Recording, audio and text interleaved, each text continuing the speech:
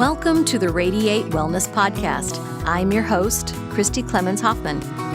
Each week we will discuss tools, tips, and ways to radiate your best life ever, interviewing practitioners, authors, and luminaries to help you on your path. Wellness, joy, peace, abundance. What do you want to radiate?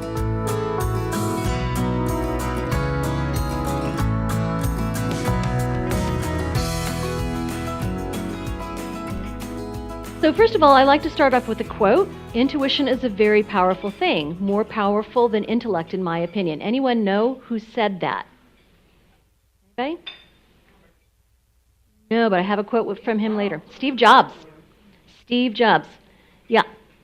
He really was a visionary in every sense of the word.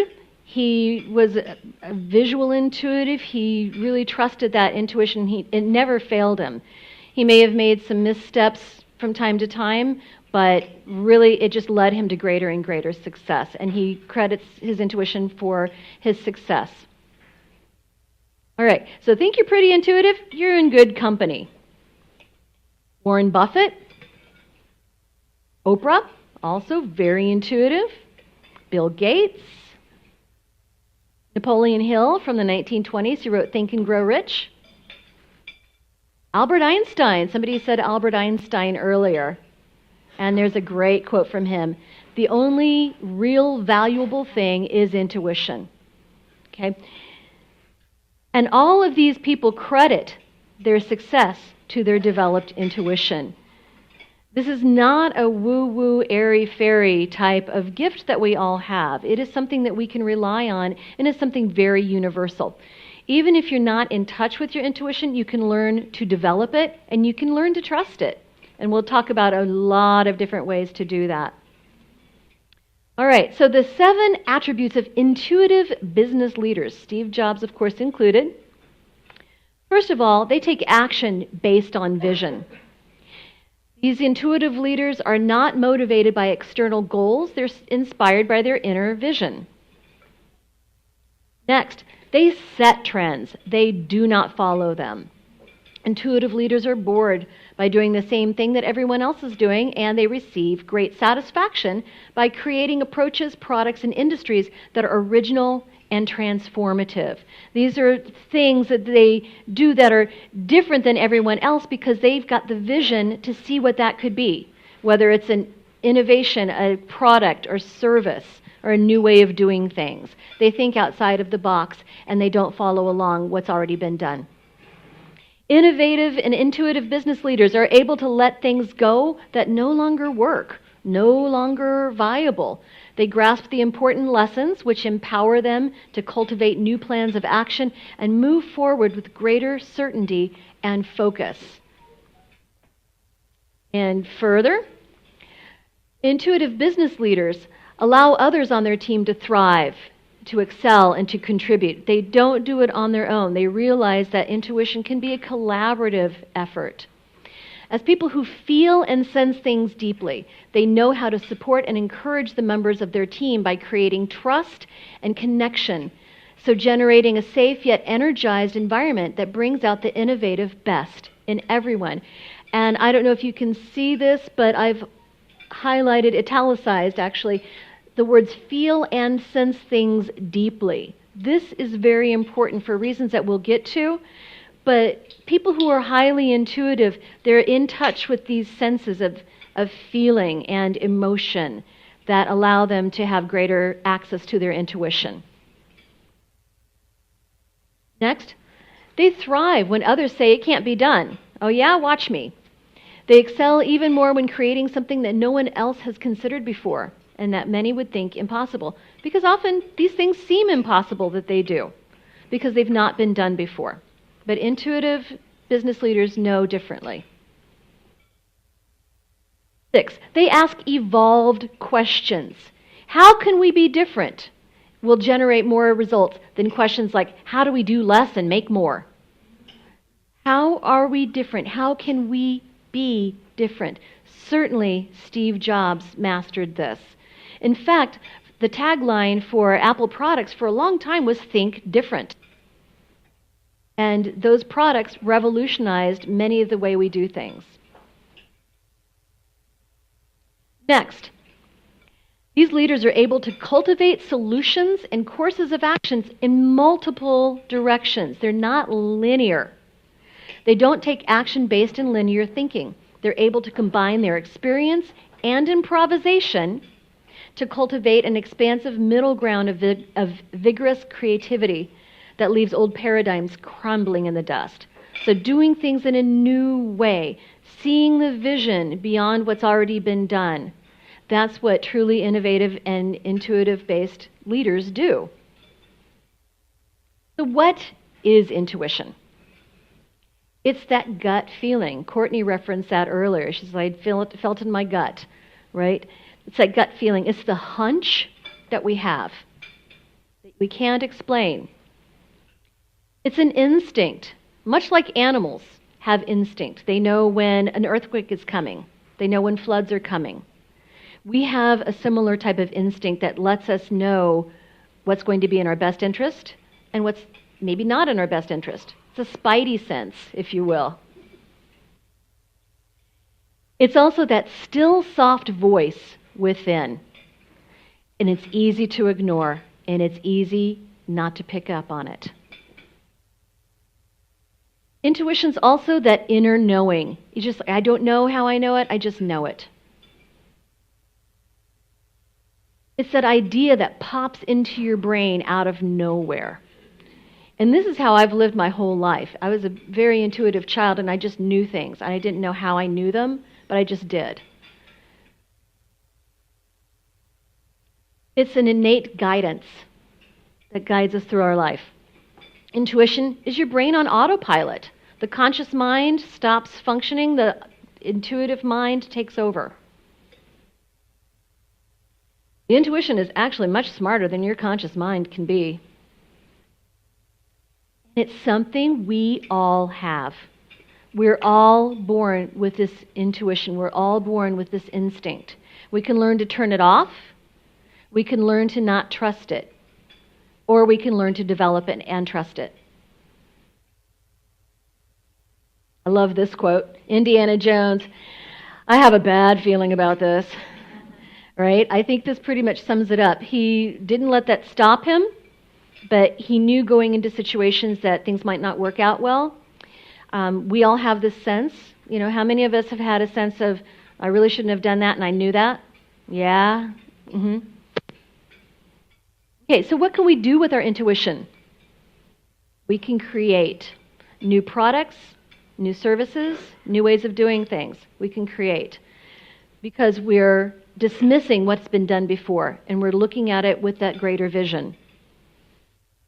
We can bring in new ideas and solutions, etc. Again, it's bringing in these new ideas because we're not listening to the old ideas. We're following our own path, our own intuition. We can use our intuition to help us make decisions when we have a good feeling about something or a bad feeling about something. We can alter our course when it feels very strongly. We can take smarter, more calculated risks.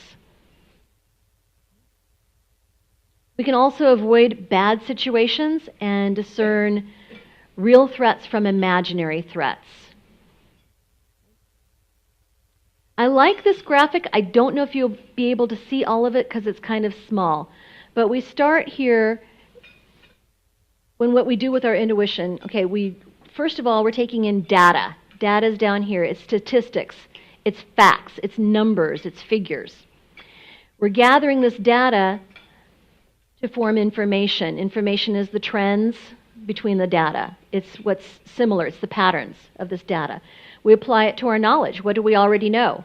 We're incorporating it with our current experiences, our past experiences, which give us insight into these patterns, gives us insight into what might develop next or flow from it, which develops then to inspiration, which then develops into intuition.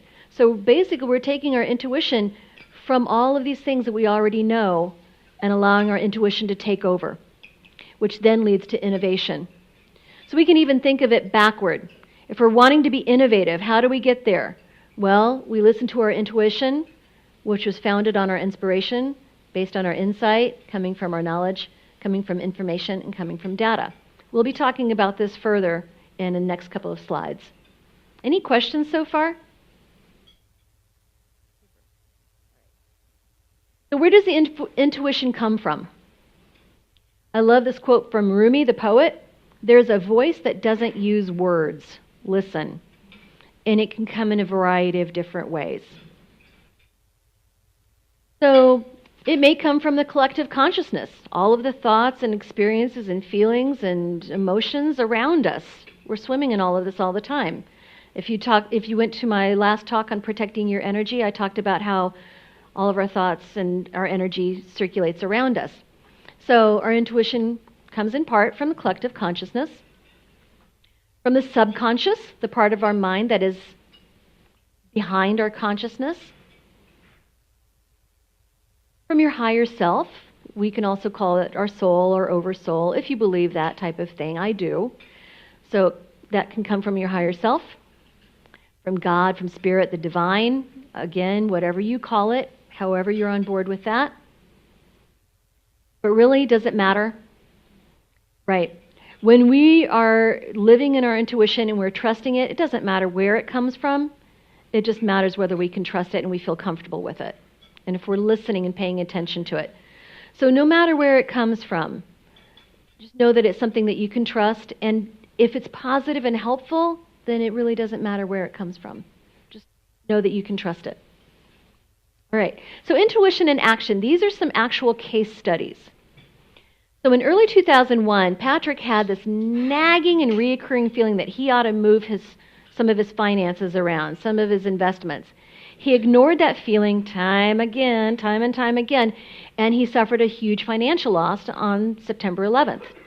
Now, here's a case where he knew what was the right thing to do, and he just ignored it. He thought, I'm just making that up. I'm being crazy. That doesn't make any sense.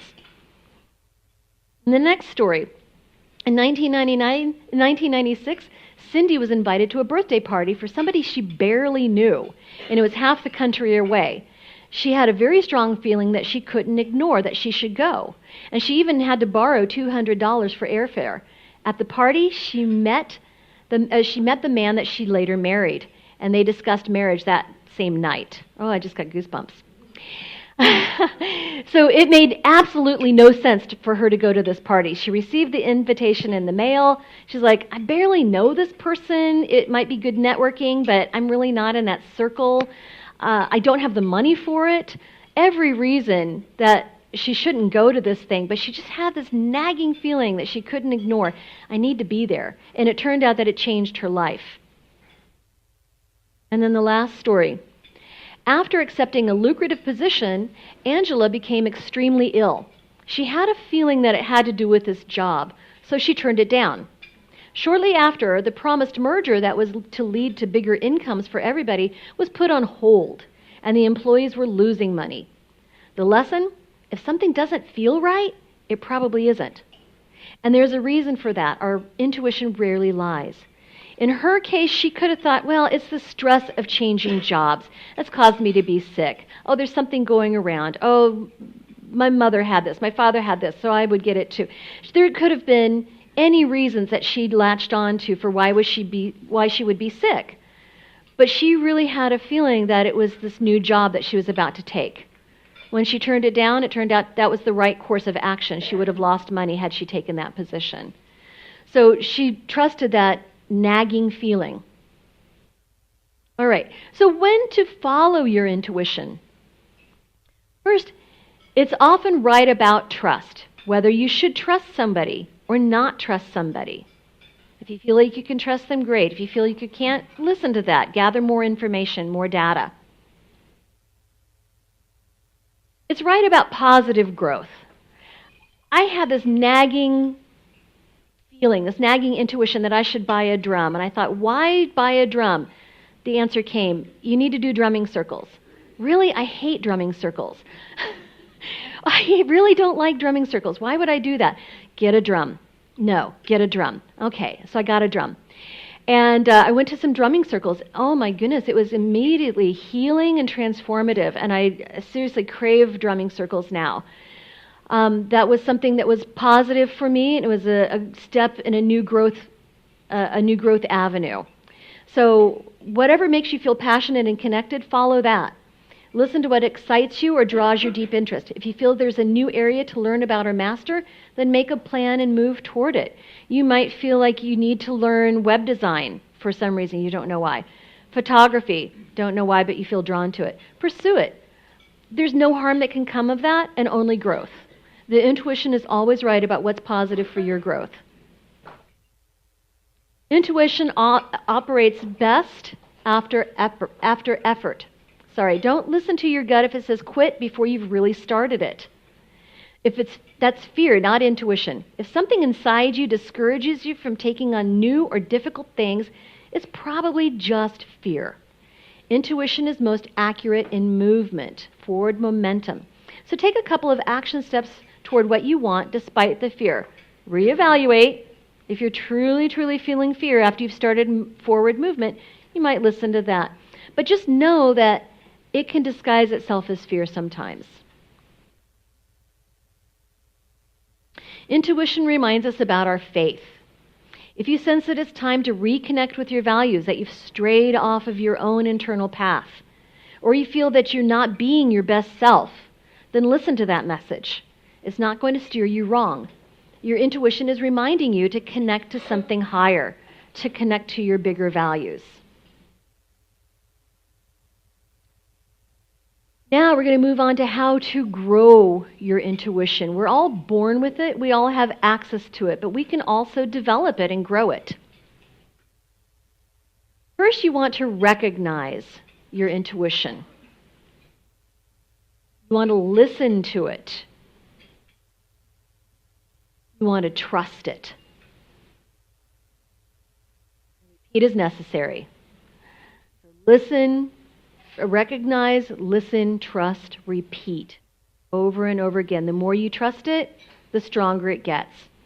In fact, your intuition is like a muscle. The more you exercise it, the stronger it gets. You can also ask yourself, what does my intuition want me to know right now? Then wait. The answer may not come right away. It may take a while. It's time to get quiet and really listen. If all else fails, take a break, step back, and sleep on it. Has anybody had a solution come to you when you were asleep? Yes. You know why that is? Because your conscious mind is shutting up. Your conscious mind is off. So that can pop in a lot more easily. And that's a very well-known thing, that just sleep on it and the answer will come. You can also use what I call the 1, 2, 3 rule that we'll get to in the next slide. I love this. I told you so. Your gut instinct. We often have this feeling if we don't listen to our intuition. All right, so the 1, 2, 3 rule is if the feeling or thought randomly pops into your awareness one time, it's a fluke. One-off. If that feeling or thought randomly pops into your awareness 2 times, it's a coincidence. Although there's really no coincidences. We can think, it's a coincidence.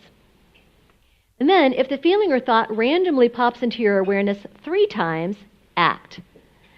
So if you ignore your intuition, it will keep knocking. Remember Patrick, who had the nagging feeling he should move his investments. It'll keep knocking. You can choose to ignore it. You can choose to not listen to it, but it'll keep knocking. So when it starts knocking 3 or more times, you definitely want to act on it. You can also kill your intuition if you wanted to. You can overthink it, whatever it is. Question or doubt yourself. We call that analysis paralysis. You can dismiss that still small voice. No one says you have to follow your intuition. No one says you have to follow that internal guidance. So you can dismiss it if you want to. You can ignore the feeling. You can keep your mind too busy so that it's constantly chattering and you can't receive that intuition. You You can allow your emotions to take over, also clouding your mind. You can allow fear to take over, and that will block any ideas that come to you if you're too fearful. Like this woman. She's just paralyzed by all of the decisions. So you can also learn what your intuition style is. We all have learning styles. We all have our own love language. We all have our own intuition style. And you may recognize that in this list. If you're the type of person who tends to say, I know what you mean, or I see what you mean, I see what you mean, oh yeah, I can see that, then your intuition may come in visual clues. Watch for synchronicities and solutions that take shape as images. So this would be, in my profession, what we call clairvoyance. And you may not believe that that's what you're doing, but when you're seeing clearly what the signs around you are, what the images that you're having pop into your mind, when you're paying attention to those, that's really what it is. You're seeing it clearly. And I'll give you an example of this.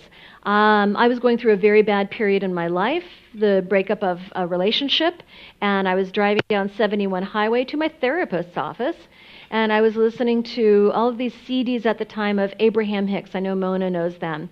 And it's very just wise information and counseling, and I was just really good emotional input, and I was listening to that a lot. I was listening to it on my drive.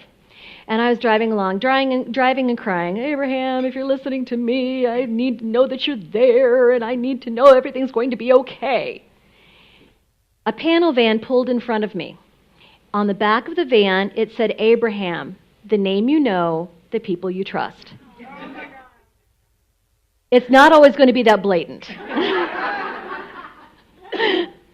But pay attention to signs. And yes, I am a very visual person. If you're the type of person who says, oh, I hear what you're saying. Oh, I hear you. Oh, I hear that. Then you may be the type of person who receives through hearing. You might hear actually a soft voice in your head or around you. Has anybody had that experience? As I see some nods. Nobody wants to actually raise their hand. Okay, good. We've got a couple over here. Yes, there we go. It's kind of disorienting. It can be frightening, but that actually does happen. You might hear something on the radio. You turn on the radio, or you scan through the dial, and you hear something exactly what you needed to hear. Or a song. You turn into the lyrics, and you go, oh, I didn't realize it said that. That's exactly what I needed to know. You may overhear a conversation in the grocery store checkout line or at a party. And it's like, oh my gosh, I was just thinking about that, and I wondered about it, and here they are talking about it. So that's just what you cue into. That's overhearing. If you're the type of person who says, oh, I have a sense about that, or I have a feeling that, fill in the blank, then you might be one who observes physical cues. We call that clairsentience, something that you feel or take in through the senses. That would be a gut feeling, goosebumps. I call them truth bumps. You might have a sick feeling or headache whenever you think of a certain project, or you think about a certain place or a certain person. Anything that you feel in your body is how you might receive your intuition. And then lastly, if you're the type of person who says, oh, I know what you mean. I was like, oh, I know. Then we call that claircognizance, where a perfect solution just plunk pops down into your brain. Or you just know if somebody can be trusted or not. It's just that I don't know how I know it, but I know it. Oh, yes. And that's a very good point. You can have all of them in varying degrees. So it's just like a learning style. You might be primarily visually oriented, a visual learner, secondary auditory learner, third kinesthetic learner. So same thing with this. I am primarily claircognizant. I grew up that way, and followed by clairvoyant, seeing images and things in my mind, followed by clairaudient, then clairsentient, and then clairaudient. So, and you can develop it too. Like over time, I developed the sentience a lot, where now I can feel people's emotions and their ailments. So you can develop these. But yes, we have them in varying degrees. All right. So 8 key secrets to intuition. First, to receive intuition, you need to be relaxed, receptive, passive, and open. So you can notice the subtle things that pop up. They are subtle. And you notice how I said that it's easier to receive some insight, sudden insight when you're asleep? That's because your conscious mind is shut off. And so you need to be just relaxed, receptive, open, keep your mind clear. Notice the subtle things. Then to use that intuitive part of the brain, and it is the left part of the brain that's more intuitive. The right part of the brain that's more intuitive. The left part is analytical. Don't try to figure it out or judge it. So the moment you're trying to apply logic, you're trying to apply analysis, you're kicking yourself out of this right side of the brain. So it's a very different cognitive function. All right, so don't try to figure it out or judge it, just accept it. Intuition can come in fragments, like piecemeal, and it's sometimes symbolic. Just like charades, your intuitive mind is giving you information in pantomimes and signs, especially true for the visual people. So, very good example. I had a client, I was connecting with his grandmother who had deceased many years before, and she kept showing me these oranges, this little branch with oranges on it, little oranges. And I said, okay, well, I have to ask, what does that mean to you? He said, well, my family and I were down in Florida last week, and we bought some Satsuma oranges. We were excited to have them, but they weren't very good. I said, all right, well, perhaps this is a sign that your grandmother was with you and observing what was going on. So I continued working with her and talking with her, and she just kept showing me these oranges over and over again. It's like, I'm trying to tell you, get this message. And I said, okay, I'm wanting to ask her more directly about the oranges. Can you give me her name? And he said, Clementine. So you might get this information and have to figure out what the heck it means, right? But once you start inquiring and putting all the signs and symbols together, hopefully a picture will arise. We'll come to what to do if that does not happen. And so, believing that you can receive intuition, even just a little bit of that belief, boosts its power and your ability to access and understand the message. This is true of anything. If you believe you can, you can. The mind is so powerful. Other secrets. Intuition can come from outside of you. We talked about this earlier, in the words someone says to you. Lyrics you hear in music, or a sign or license plate that you see as you pass, and that's just in the form of just the right word or message that you need to see, that is your message. Another example, I was working with a client, and I got a message that she needed to work with what's called a violet flame. It's just it's a spiritual tool. You need to work with the violet flame. She said, well, what is that? I said, well, you can do it with meditations. I'll send you some links so that you can follow some meditations. After she saw me, she went to a bookstore, a metaphysical bookstore, and the guy behind the counter said, oh, hey, I don't know if you'd be interested, but we just got these CDs in of Violet Flame meditations. Right? And so she's like, okay, well, that was something that somebody said that I really definitely needed to hear. Maybe there's something to this. You can also trigger your intuition by asking yourself questions in your mind. And we talked about this in an earlier slide. Intuition, what do I need to know? What do I need to know now? And then just wait. You can always ask for clarity. And this is what I was talking about. If you don't understand what you might feel like you're receiving, you can always ask for clarity in your mind if you don't understand what the intuitive sign or message means. And then wait. Trust that the answer is coming.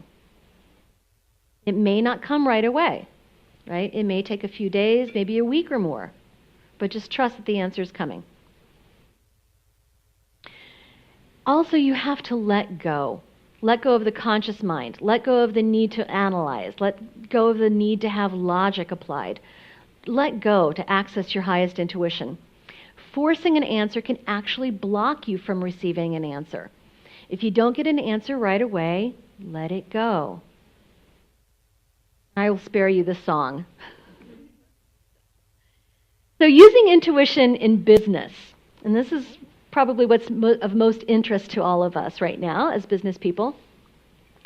Read, read, read. We need the data. Remember the chart that at the bottom it had data, leads to knowledge, leads to information, to knowledge, all the way up to innovation. Read, read, read. Gather your data. Gain as much knowledge as you can. Applying that data to what you already know creates knowledge. So increase your knowledge base. Allow your knowledge base to serve as a bank. When you need to make a decision, trust that the answer is in this bank and allow your intuition to find it. So you've got the knowledge in there somewhere. And then what you're tasking your intuition with is comb through, find it, send me signs, send me validation outside of myself, send me validation inside myself, send me the messages I need to know. Find that information, put it into my awareness. One study found that the most successful salespeople trusted their intuition but further improved results by adding deliberative thinking. In other words, data plus intuition equals better decisions. And I guarantee this is how Warren Buffett, Oprah, Bill Gates, Albert Einstein, Steve Jobs all approach their decisions. Data plus intuition. Any questions? How do we know that our intuition is working? Yes, you have a question. I'm listening to a book right Oh, now. yes. You're talking about.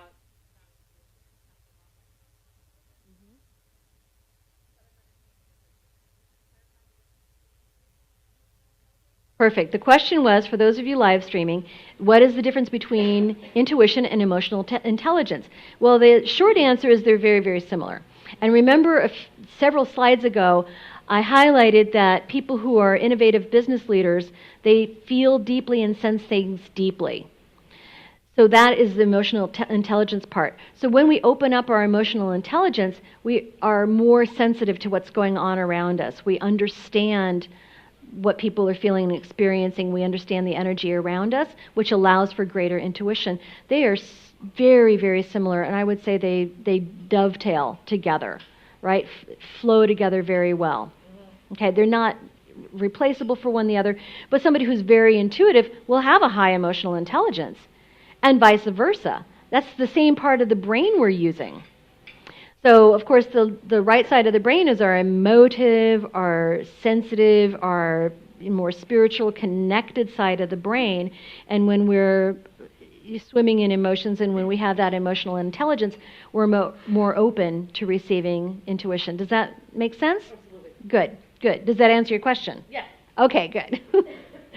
So how do we know that all of this is working? There may be a hum in your chest or in your gut. And it's hard to explain it in other terms. It just feels like a hum. You may have a warm feeling that comes over you. Or you may have a cool feeling that comes over you, like a cold chill that comes over you. Synchronicities appear. Synchronicity is like the woman who found out about violet flames and then she ran into somebody who said, "Here, I have a CD for you." This is a synchronicity. I had wanted to start a podcast for a very, very long time, didn't know how to start one, ran into a whole bunch of brick walls when I was trying to find out how to do it and what needed to be done, what equipment, what software. I was just running into some brick walls until a client happened to mention that his father owns a recording studio, a commercial recording studio here in town, and he knows how to do that. And I said, "Well, do you think you could help me start a podcast?" He says, "Yeah." I said, "Well, how much would you charge?" "Nothing. I just like what you do and I want to get the word out." Like, seriously? So when it was ready, I just used my intuition to say, I need to talk to everybody about this. And he seemed like a very good person to talk to about it. And it just all fell together. We're going to be launching within a week of the podcast. So the synchronicities will start to appear once you've tapped into that intuition and you're really guided by it. Watch for synchronicities. Again, things become easy and fall into place when you're guided by that inner knowing. You might experience changes arising in your body. You might have some nervousness, some agitation, feeling of dread even, shaky hands, legs with the goosebumps, the truth bumps that I talked about earlier. You might actually feel it in your body. So if you're the type of person who is more sensitive to your body and that type of thing, you can certainly pay attention, but anybody might feel this in their body. Does anybody feel those type of things? Yes, ma'am. I have a question.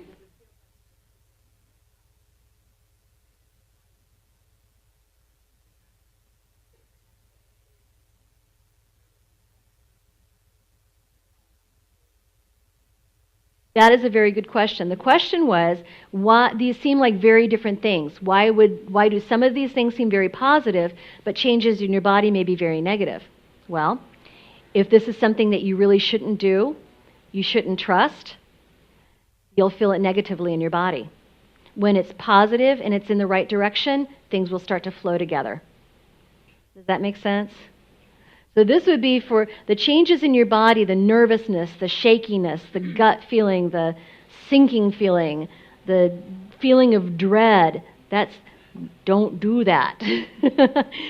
When things are positive and you're tapped into something that's going to be beneficial to you, things will start to flow along like they need to flow. Okay, so is that clearer? Okay, thank you. Good question. Glad, because where other people are going, well, no, wait a minute, that doesn't compute? Right. So really, we're talking about different applications of your intuition. So for applications that are going to be positive for you, something you definitely should do, you may feel the warm feeling. You may feel the hum in your chest, so things start to flow for you. But when it's Indiana Jones saying, I've got a bad feeling about this, then it's down here. And I can tell pretty quickly if somebody's worth trusting, if somebody's hiding something, and I'm sure you can too. Whether you feel like a situation is good or negative for you, you may feel that negatively in your body. How do you? Oh, sorry. So how would you know that versus somebody that's risk averse or scared and not listening to their intuition? How can you tell that versus you are tapped into your intuition and that thread is telling you don't do that? That's a very good question. When you feel like you keep getting tapped to do something, and then it fills you with dread, it's like, but you keep feeling tapped to do it, Yeah. then that's how you know. For example, a friend of mine felt drawn to go to Croatia. And he's like, I don't want to go to Croatia. Go to Croatia. I don't want to. It caused fear in him. But he went, and it was an overwhelmingly positive experience. It was the fear of the unknown, the fear of, what am I going to do there? I don't know why I'm being drawn to this. So that would be your answer. So I know it can be confusing. It's like, I'm afraid of this. Why would I keep going? If you still feel like you're being called to do it, but it's making you really nervous, try to work through it. Keep moving, because intuition works better with motion and with movement. And if you're still feeling that fear and it's getting more intense, listen to that. Yes, we have another question. And when you research, Yes. it's showing Yes. you've heard it. Somebody asked you to go, and then maybe you saw something on TV, and there it was again. Yes. That's what you're. Yes. Yes. When it keeps coming up for you, this is something good to do. Keep doing it. And then once we actually clue into that and start taking action, notice how you feel. It's normal to feel a little fear, especially when you're going way outside of your box. Keep going.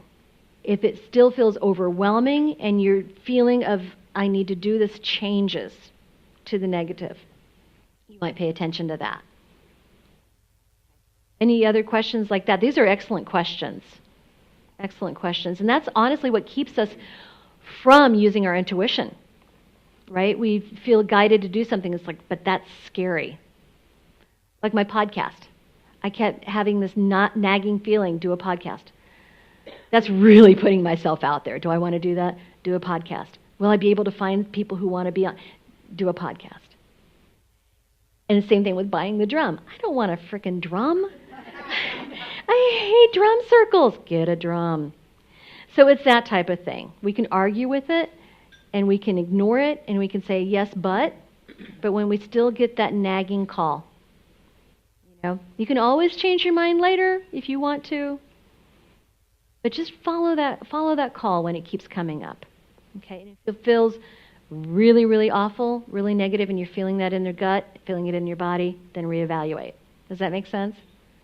Okay, excellent questions. All right, these are more tools to grow your intuition. Meditation, and I cannot stress this highly enough, because when we clear that conscious mind out of the way that judges, that doubts, that tries to overanalyze, that has analysis paralysis, when we shut that off, it's amazing what we can come up with. And that's why I bring meditation to 2 major corporations in the area. Would love to do more if anybody wants to bring meditation. Shameless plug, right? So meditation truly helps with this. And I tell you, I can't talk highly enough about Steve Jobs. He was such a visionary. When he crossed over, when he died, the only book on his iPad was Autobiography of a Yogi by Yogananda, the man who brought transcendental meditation over to the West. Google has meditation pods in their offices, and they have a program for their employees called Seek Inside Yourself. Search Inside Yourself, I think. And it's about meditation and looking inside. I mean, Google is a huge company. Garmin has meditation pods. Ford used to have meditation time that they let their employees do during lunchtime. So it's catching on, and it's proven. So this is a big tool. As well as mindfulness. Mindfulness and meditation usually get confused. I always call mindfulness meditation's cool, hip, younger sister, because mindfulness is something that is more of a catchword now.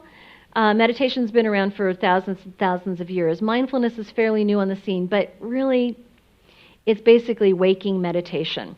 Mindfulness is being aware of what's going on inside you and outside you. We can walk very mindfully, and it's very similar to meditation. When we're walking, we can feel our body moving, taking the steps. We clear our minds so that we're only focused on that movement. We're looking around us. We're taking stock of what's going on around us. How many times during the day are you thinking of 10 million different things? Maybe you're on the phone, you're trying to walk and do these things all at the same time, and you're really not doing any of it very well because you're not fully present. Mindfulness is that presence, being present, where your mind's not a million places at once.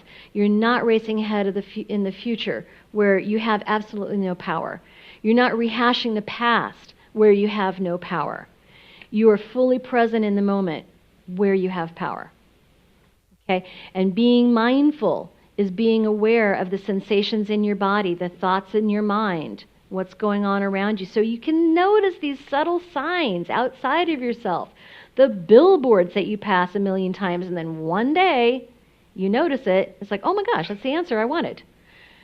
So, but you have to be in a state where you're aware. You can't do this with your mind elsewhere. Does that make sense? Yeah, okay. And how do these help? Again, by getting your emotion out of the way and quieting that chatter in your mind. We can't receive our best intuition when our mind is constantly busy, when we just can't calm that chatter. And people tell me all the time in meditation class, but Christi, I cannot quiet your mind. You know what? Nobody can. The Dalai Lama cannot quiet his mind. Meditators who've been meditating for decades and decades, monks, cannot quiet. You can't stop your heart from beating, right? You can't stop your lungs from breathing, and you can't stop your mind from thinking. But what you can do is quiet it. When your heart is racing, you can learn to calm it down. When your breath is rapid and out of control, you can learn to quiet it. Same thing with your mind, and that's what meditation and mindfulness do, is help you just quiet your mind so that you allow for other stuff to come in. It's like cleaning the RAM on your computer, or the ROM. I can never keep those straight. but it's like clearing the cache in your computer so that you've got more memory available. Like this. So I was looking for an image to use here, and I wanted to use a woman meditating. Sorry, guys. But I wanted to use a woman meditating. And I came across this, and I said, you know what? This is perfect. Because all of the other images I was finding are people sitting cross-legged, doing this with their fingers, this little like Om type of pose. And they were all staged. And honestly, I've been to so many group meditations. I lead group meditation. We don't do that. We honestly don't. But I love what this woman is doing. She's mindful. She's in the present moment. She doesn't have her tablet. She doesn't have her phone. She doesn't have her laptop. She doesn't have a book. She's mindful. She's aware of her surroundings. She's at a lake, taking in the air. She's feeling the air. She's being mindful. She's quieting her mind. And really, that's meditative. Anything is meditation if you do it with mindfulness, honestly. Raking the leaves, doing your dishes, driving. Sorry, you ever drive to a place and you don't remember your drive there? Yeah. It's very meditative. Any of these type of things that you clear your mind. Anybody have the experience of maybe you're taking a shower and an idea pops into your brain? Guess what? That was meditation, right? And you just I get some of my best ideas in the shower. Or doing dishes. Because that chatter is quiet. Shameless plug. Because I'm all about the shameless plugs. Serenity Pause. This is a wonderful program here in Kansas City. It's at Unity Temple on the plaza, that big beautiful building on the plaza. It's offered at 12:10 and 5:30 p.m. every single day. Christmas, New Year's, 4th of July, your birthday, every day. The times, and think about the times when you most need serenity. Perhaps Thanksgiving and all the families around. Or your family's not around and you just want to connect and commune. 365 days a year, twice a day. This is free and open to the public. It's guided meditation, led by volunteers. My shift is every other Thursday at 5:30. I'll be there this Thursday at Unity Temple. So it's guided meditation, very easy to do. If you have no experience, we can help. We'll just give some simple instructions and guide you through it. And this is absolutely free and open to the public. Sometimes we'll put out an offering bowl, sometimes not. But this is a very good place to connect and commune with others and quiet your mind in a beautiful setting. All right, and then lastly, I leave you with resources, and I want to open up to questions.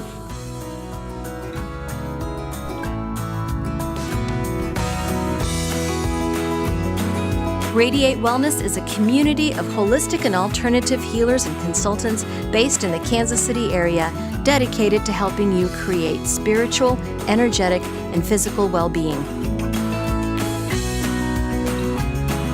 To learn more about our practitioners, services, classes, and events, or to schedule an appointment, visit us at radiatewellnesscommunity.com.